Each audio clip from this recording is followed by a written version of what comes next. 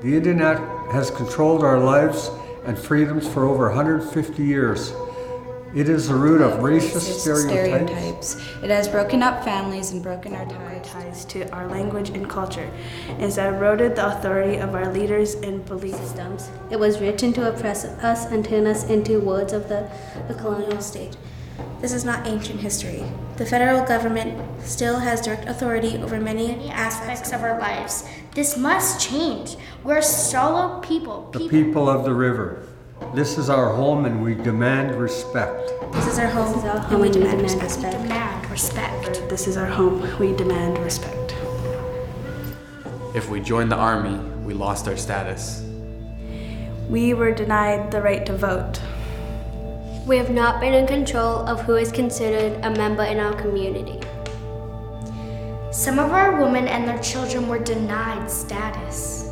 We haven't been able to borrow money or apply for mortgages because our land is held by the Crown. We've had to beg for control over education funding. We are not allowed to form political groups or hire lawyers. What? Really? What the hell? We were pushed onto reserves that represented a tiny fraction of our lands. Our uncultivated land was leased to settlers. In some places, we weren't allowed to leave the reserve without a pass. Portions of our small reserves were taken by governments for rail lines, roads, or other public utilities. We could not enter pool halls. We were not allowed to buy ammunition. Our relatives were renamed with English names. We've got to get permission to build our own houses. But why do we have to? Women have been devalued and the matriarchal aspects of our culture ignored. Our potlatches and ceremonies were banned. We were forbidden for speaking our language. We were forbidden from wearing our regalia. That's crazy. Our relations were forced to attend residential schools, in some cases until 1996, and their parents forced to stay away. An overwhelming number of children died far from their families at residential schools. The Indian Act is a 140-something-year-old piece of legislation, racist legislation that limits our people. And moving forward, we have to get away from that. We are Stalo, we are not Indians.